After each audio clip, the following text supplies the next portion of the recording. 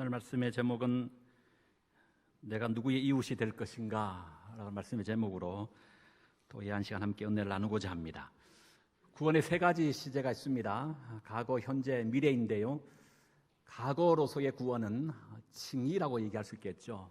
우리가 과거 어느 한 시점에 예수 그리스도를 믿음으로 의롭다 칭함받았던 그 과거의 어느 한 시점이 있었기 때문에 오늘 여기에 있게 된 줄로 믿습니다. 미래로서의 구원이 있습니다. 영화입니다. 죽음을 넘어 천국에서 영화롭게 되는 것을 말합니다.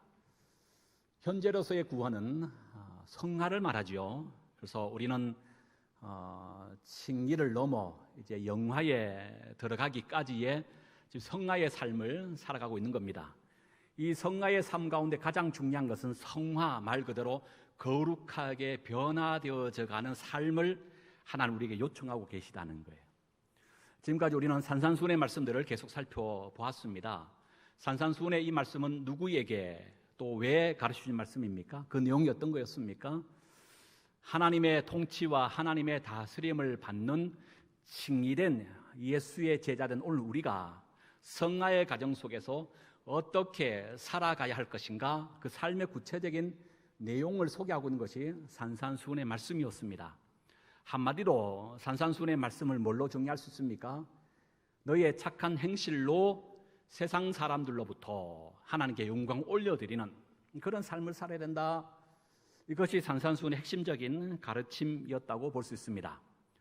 오늘은 조금 머리를 식히고 좀 쉬어가는 시간이다라고 얘기할 수 있을까요?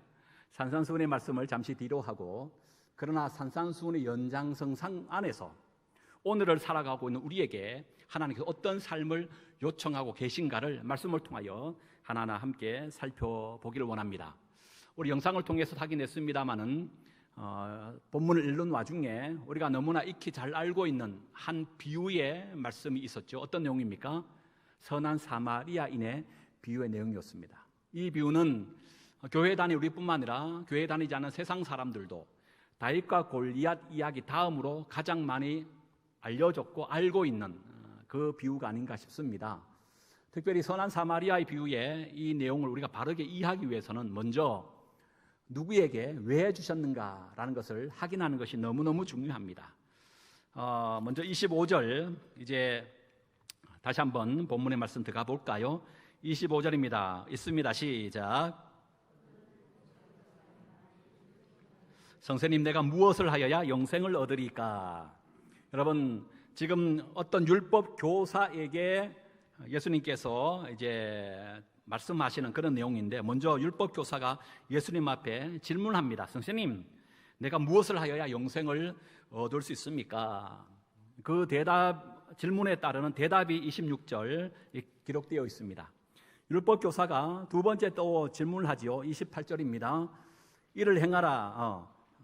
29절이죠. 그러면 내 이웃이 누구니까? 두 번째 질문, 이웃에 대한 질문을 합니다. 이 두 번째 질문에 대한 답변으로서 예수님께서 30절 이하의 그 유명한 선한 사마리아인의 비유로서 하고 있음을 우리가 보게 돼요. 그럼 오늘 본문의 말씀의 전체적인 구조는 마치 핑퐁 게임을 하듯이 질문과 대답이라고 하는 형식의 내용을 띠고 있음을 우리가 보게 되는 것이죠. 그래서 이제 그 첫 번째 질문의 내용으로부터 조금 더 구체적으로 이제 살펴 들어가 보도록 하겠습니다. 첫 번째 질문이 율법 교사가 예수님 앞에 나와서 뭐라 질문합니까? 선생님, 내가 무엇을 하여야 영생을 얻을 수 있습니까? 이 질문이었어요. 내가 무엇을 하여야 영생을 얻을 수 있습니까? 영생이 뭡니까? 어떻게 하면 죽지 않고 영원히 오래 사는가? 이것이 영생의 문제 아닙니까? 사실 이 질문은 지금 율법 교사만 예수님께 한 질문이 아니라 누가복음 18장에 보면 부자 간원이라고 알려져 있는 바로 청년 역시도 동일한 예수님 앞에 이 질문을 하고 있음을 보게 돼요. 그래서 병행구정인 마태복음 속에서는 부자 간원이라 말하지 아니하고 부자 청년이다 이렇게 소개하고 있습니다. 그래서 영생, 영원히 사는 이 문제는 예나 지금이나 모든 사람에게 관심의 대상임에는 틀림이 없는 것 같습니다. 사자성어 가운데 실건실제라고 하는 말이 있더라고요. 돈을 잃으면 조금 잃는 것이고, 명예를 잃으면 많이 잃는 것이고, 건강을 잃으면 전부를 잃는 것이다. 그래서 건강을 잃으면 전부 잃는다라고 하는 것이 실건실제입니다. 9984234, 88234라고 하는 말도 있죠. 뭡니까? 99세까지 팔팔하게 살다가 2, 3일 아프다가 죽는 것을 9988234라고 한답니다. 노인대학 지금 하지 못하는데요. 노인대학 어르신들 이 얘기하면 정말 좋아하셔요. 예. 여러분들도 모두 9988234 하시기 바랍니다. 예. 그러니까 여러분, 영생은 시대와 역사를 뛰어넘어 인류의 수건임에는 틀림이 없다. 우리가 다시 한번 확인할 수 있는 거죠. 근데 중요한 것은 부자 청년이나 오늘 본문의 율법 교사는 예수님 앞에 나와서 내가 무엇을 하여야 영생을 얻을 수 있습니까? 영생에 대한 동일한 질문을 하고 있지만 내심 이 두 사람의 질문하는 그 의도의 마음은 완전히 달랐습니다. 부자 청년은 말 그대로 학생의 신분으로 돌아가서 정말 이 겸손한 마음을 가지고 본인이 평소에 궁금했던 이 영생의 문제를 스승에게 그 고견을 듣기 위하여 이런 질문을 했다면, 오늘 율법교사는 달랐습니다. 겸손한 마음이 아닙니다. 배우려고 하는 마음이 아니었습니다. 그렇다면 이 율법교사는 예수님 앞에 왜 이 질문한 걸까요?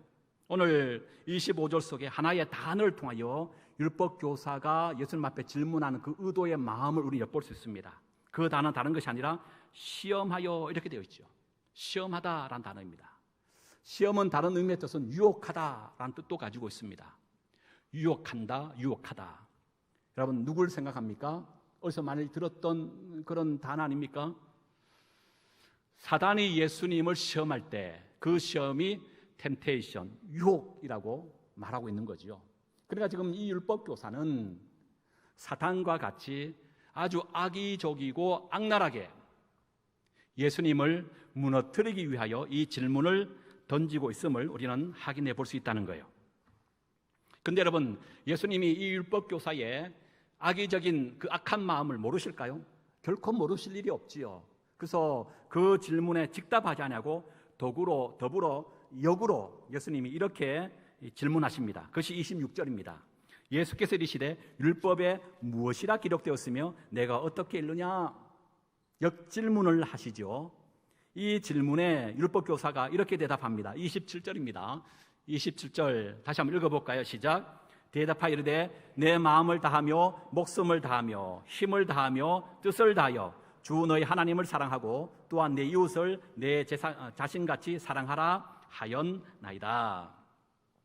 여러분, 여기서 우리가 그러나 오해하지 말 것은 내가 무엇을 하여야 영생을 얻겠습니까? 라고 하는 질문이 이 역으로서 이 율법교사의 대답을 들으시면서 예수님 뭐라고 대답하셔요? 28절 예수께서 이르시되 내 대답이 옳도다. 틀리지 않았다는 거예요. 그래서 여기서 여러분 우리가 분명히 좀 확인해야 될 것은 영생은 이런 인간의 행위로 들어가는 것이 아니라 오직 예수 그리스도를 믿는 믿음으로 들어가는 것인 줄로 믿습니다. 여기서 행위 구원을 말하는 것이 아니에요. 자력 구원을 말하지 않습니다. 여기 이 질문과 대답 속에 그 뉘앙스는 네가 영생을 얻었느냐? 네가 그런 믿음을 가지고 있느냐? 그러면 너의 삶으로 너의 그 믿음을 증명해 보라고 하는 그 말씀이에요.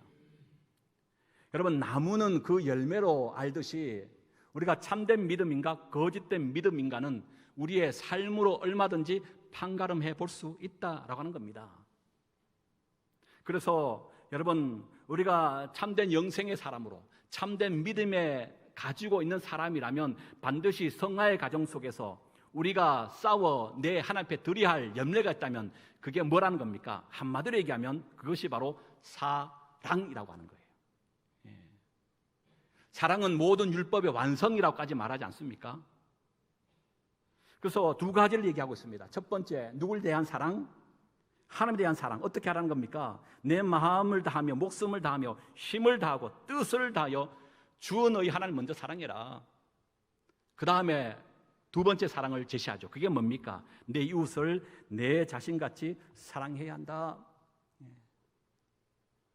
우리가 반드시 이 성화의 과정 속에서 살아들어내야 할 영생 얻은 믿음에 소유된 우리가 가져야 할 첫 번째 가장 큰 열매는, 아니 이것이 모든 율법의 완성이기 때문에 우리가 최종 목표를 향하여 지향하며 달려야 할 삶의 열매는 바로 사랑이어야 되는 줄 믿습니다. 사랑보다 더 큰 열매는 없어요. 그래서 우리는 이 최고의 열매인 사랑을 맺기 위하여 오늘 또 살아가야 한다라는 거예요. 고린도전서 13장에 그 유명한 사랑장 아닙니까? 사랑에 대해서 성경이 이렇게 기록합니다. 내가 사람의 방언과 천사의 말을 할지라도 사랑이 없으면 소리나는 구리와 울리는 꽹과리가 되고, 내가 예언하는 능력이 있어 모든 비밀과 모든 지식을 알고 또 산을 옮길 만한 모든 믿음이 있을지라도 사랑이 없으면 내가 아무것도 아니요, 내가 내게 있는 모든 것을 것으로 구제하고 또 내 몸을 불사르게 내줄지라도 사랑이 없으면 내게 아무 유익이 없느니라. 그러면서 마지막 하는 말이 뭡니까? 믿음, 소망, 사랑은 이 세 가지는 항상 있을진데 그 중에 제일은 사랑이다, 이렇게 말해요. 오늘 우리가 교독문 가운데 함께 교독한 내용입니다만 이건 다시 한번 찾아보는 게 좋겠습니다. 요한 1서 4장을 보실까요? 신약성경 392쪽입니다. 요한 1서 4장 7절에서 12절까지입니다. 요한 1서 4장 7절에서 12절. 사랑자들아, 우리 합독하도록 합니다. 우리 의미를 잘 생각하시면서 같이 읽어봅니다. 시작. 사랑하는 자들아, 우리가 서로 사랑하자. 사랑은 하나님께 속한 것이니 사랑하는 자마다 하나님으로부터 나서 하나님을 알고, 사랑하지 아니하는 자는 하나님을 알지 못하나니 이는 하나님은 사랑이심이라. 하나님의 사랑이 우리에게 이렇게 나타난 바 되었으니 하나님이 자기의 독생자를 세상에 보내심은 그로 말미암아 우리를 살리려 하심이라. 사랑은 여기 있으니 우리가 하나님을 사랑한 것이 아니요, 하나님이 우리를 사랑하사 우리 죄를 속하기 위하여 화목 제물로 그 아들을 보내셨음이라. 사랑하는 자들아, 하나님이 이같이 우리를 사랑하셨은즉 우리도 서로 사랑하는 것이 마땅하도다. 어느 때나 하나님을 본 사람이 없으되 만일 우리가 서로 사랑하면 하나님이 우리 안에 거하시고 그의 사랑이 우리 안에 온전히 이루어지느니라. 어떻게 하면 영생을 얻을 수 있습니까? 영생 얻은 자의 특징이 뭡니까? 첫 번째 질문에 대한 대답 뭐라고요? 사랑이라고 하는 거예요. 이제 이어서 율법교사가 두 번째 예수님 앞에 질문을 던지죠. 그 질문이 29절입니다. 29절 다시 읽어봅니다. 시작. 그 사람이 자기를 옳게 보이려고 예수께 여짜오되 그러면 내 이웃이 누구니까? 두 번째 질문은 그렇다면 내 이웃이 누굽니까? 라고 하는 질문이에요. 이 두 번째 질문은 첫 번째 질문의 연장선상에서 있다는 것을 우리가 보게 되죠. 하나님 사랑하는 것은 그거 알 수 있을 것 같아요. 그런데 중요한 것은 두 번째 사랑의 대상, 내 자신처럼 내 몸처럼 이웃을 사랑해야 되는데, 여러분 도대체 이웃이라고 하는 그 범주의 규모를 누구에게까지 정해야 된다는 겁니까? 오늘 여러분들이 만약 율법 교사라고 생각한다면 예수님이 내 이웃을 사랑해야 돼, 네 몸처럼 사랑해야 된다 라고 했을 때 여러분 마음속에 오늘 율법 교사와 같은 동일한 의문이 들지 않겠습니까? 그렇다면 예수님, 나의 이웃이 과연 누굽니까? 내가 정말 사랑해야 할 나의 이웃의 그 범주를 어느 선까지 정해야 됩니까? 그런 마음이 들지 않을까요? 그래서 율법교사가 두 번째 바로 이 질문을 던지고 있는 겁니다. 그러면서 그 대답으로 그 유명한 선한 사마리아의 비유로 그 답을 하시고 있는 것이죠. 선한 사마리아 비유는 제가 조금 전에 말씀드린 것처럼 믿지 않는 분뿐만 아니라 믿는 우리에게는 더더욱 너무나 잘 알고 있는 비유의 말씀이기도 합니다. 어떤 한 사람이 예루살렘에서 여리고로 내려가는 중에 강도를 만나게 되었습니다. 그의 앞에 세 사람이 지나가게 되는 거죠. 바로 첫 번째는 제사장, 두 번째는 레위인, 그리고 마지막은 사마리아 사람이 그 앞을 지나갑니다. 그런데 우리가 잘 아는 것처럼 앞에 두 사람, 제사장과 레위는 이 강도 만난 자를 돌보지 아니하고 그냥 지나쳐 버렸습니다. 왜 지나쳐 버렸을까요? 오늘 비유 속에는 그 구체적인 이유가 기록되어 있지 않습니다. 그럼 많은 학자들의 일반적인 견해 가운데 가장 많이 얘기하는 것은 제사장과 레위인이 누굽니까? 그들은 성전의 일을 맡아서 하는 자들이잖아요. 그 누구보다도 정결해야 되고 깨끗해야 되고 거룩해야 될 그들이에요. 그런데 율법에 따르면 시체를 가까이 하거나 시체를 만지면 부정한 자가 됩니다. 지금 강도 만난 자는 살아 있을지는 모르지만 혹여 그를 돌보다가 그가 죽게 되면 무엇이 문제가 됩니까? 지금 제사를 드려야 되는데 실질적으로 부정한 자가 되어져서 제사를 진행하거나 도울 수 없는 형편이 되고 만 거예요. 그래서 종교적인 이유 때문에 제사장과 레위인들은 바로 알매도 불구하고 할 수 없이 돌보지 못하고 그냥 지나치었을 것이다, 이렇게 보는 것이 일반적인 그런 해석입니다. 그런데 중요한 것은 그를 돌본 이가 누굽니까? 그가 바로 사마리아인이었다고 하는 겁니다. 사마리아 사람은 이 강도 만난 자를 그냥 지나치지 않았습니다. 그 자리에서 그가 가지고 있는 것으로 상처에다가 약을 바르고 또 치료해주고, 그것도 모자라 어떻게 합니까? 그를 들러 업고 주막까지 가서 하룻밤 유숙하게 하고, 그리고 주인에게 돈을 더 지불하면서 이 사람을 좀 돌보달라고 부탁하죠. 그리고 모자라면 내가 다시 돌아올 때 그 값을 치루어 주겠다라고 말하고 이 사마리아인이 떠납니다. 이 비유로 말씀하면서 예수님께서 율법교사에게 이렇게 질문하고 있는 겁니다. 역으로, 네 생각에는 이 세 사람 가운데 누가 강도 만난 자의 이웃이 되겠느냐?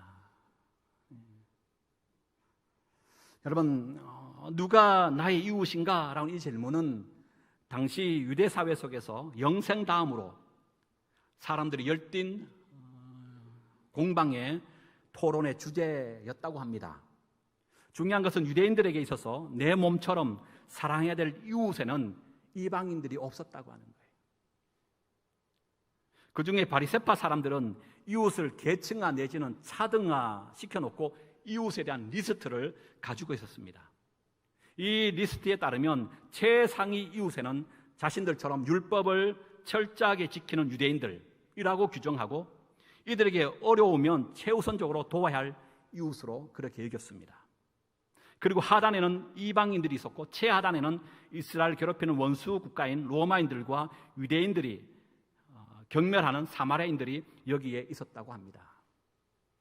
심지어 강야에서 수도원적 공동생을 하는 에세네파는 여기서 한 걸음 더 나아가서 자기들 공동체에 속한 사람만이 이웃으로 여겼습니다. 그리고 공동체 밖의 사람들은 원수요 적으로 규정하고 미워하라고까지 가르쳤다고 합니다. 그러기에 강도 만난 자를 도운 사마리아인은 유대인들의 입장에서는 결코 이웃이 될 수 없는 자입니다.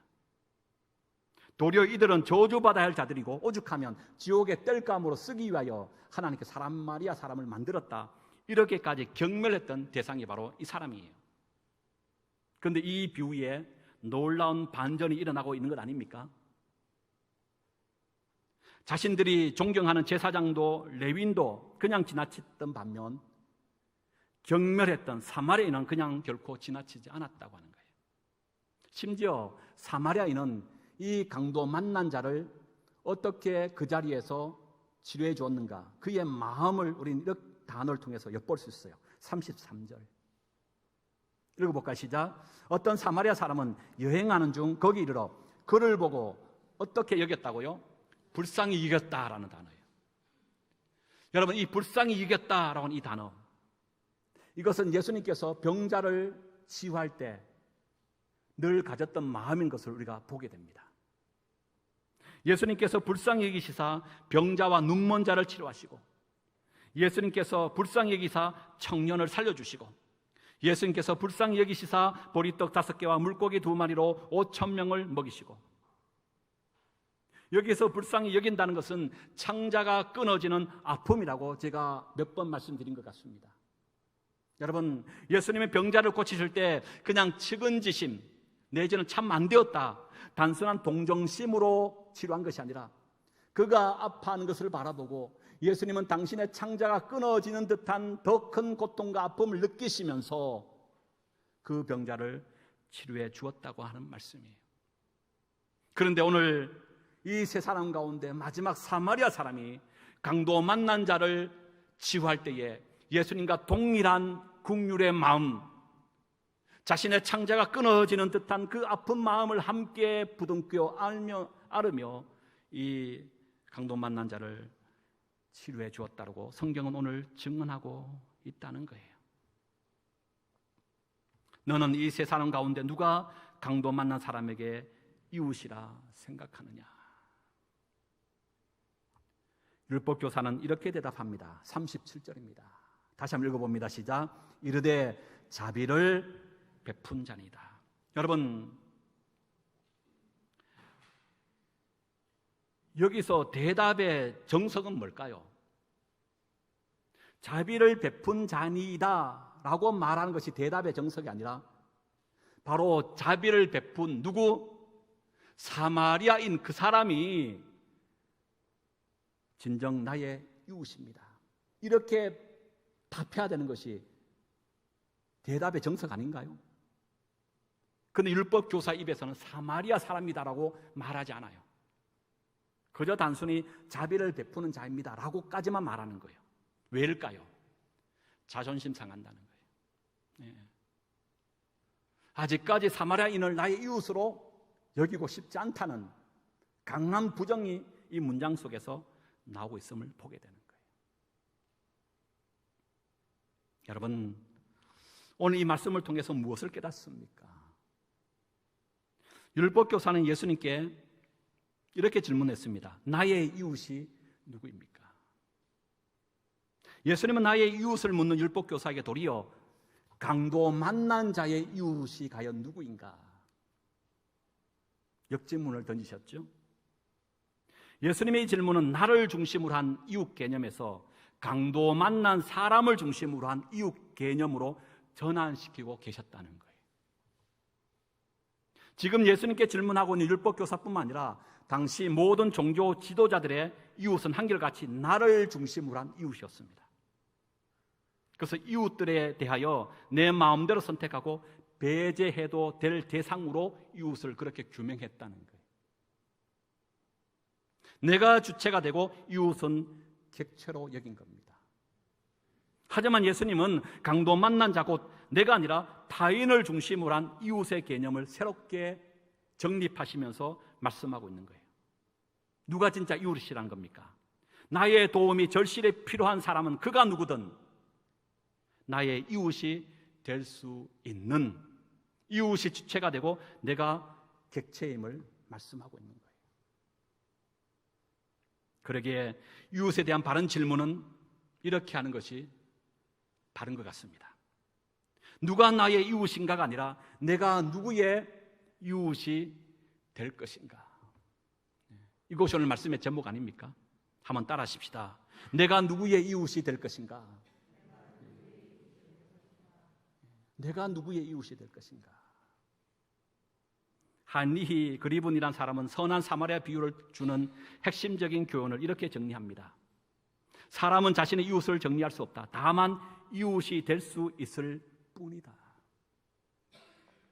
말씀을 마칩니다. 어제 저녁에 휴대폰에서 인터넷을 이제 검색하며 보는 와중에 그걸 짤영이라고 그러나요? 줄임말로 짧은 영상을 편집해 놓은 것들을 많이 이렇게 엮어서 올려놓은 영상이 있더라. 거기에 보면 참 유머스러운 영상도 많고 여러 많은 다양한 영상이 올라왔던데 그 영상들 하나하나 보는 중에 꿈의 교회 김학중 목사님의 아마 지난주 설교 같더라고요. 설교한 내용 가운데 예화의 한 부분을 편집하여 짧게 올려놓은 영상이 하나 있었습니다. 그 내용은 이런 거였어요.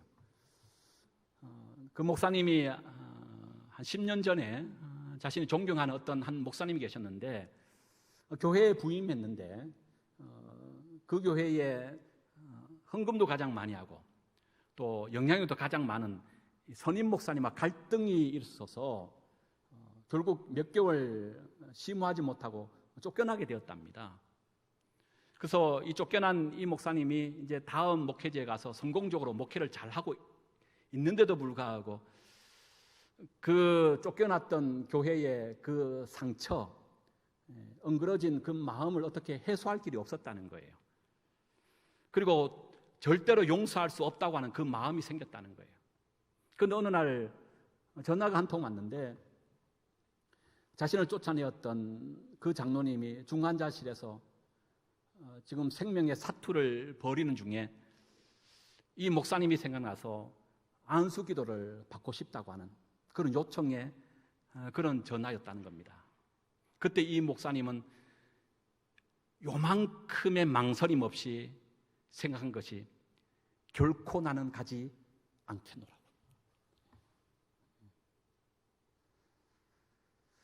그런데 목사님 마음속에 하나 주신 마음은 가서 기도해 주어라. 그래서 무거운 마음을 가지고 가서 기도해 줬는데 기도가 끝나자 이 장로님이 울먹이시면서 목사님 죄송합니다. 그때 일은 너무너무 미안합니다. 그 말을 듣는 순간 이 목사님의 그 상처와 마음의 그 엉그러진 마음들이 그 순간에 다 녹아내렸다라고 얘기하면서 이 김학준 목사님의 그 선배 목사님이 하는 말, 사랑해줘라. 그것이 하나님의 마음이고 모든 사람이 이기는, 승리하는 길이다. 여러분, 오늘 율법교사의 두 가지 질문에 따르는 예수님의 두 가지 대답을 하시면서 대답을 다 하시고 나서 동일하게 율법교사에게 이렇게 말씀하십니다. 29절 첫 번째 답변을 하시고 하반절에 28절에 이를 행하라. 그러면 뭐 한다? 살리라. 37절도 마찬가지죠. 가서 너도 이와 같이 하라. 여러분, 사랑하십시다. 우리가 마지막 성화의 과정 속에서 반드시 살아드러내야 할 것은 사랑입니다. 이를 행하면 살리라. 가서 너도 이와 같이 하라.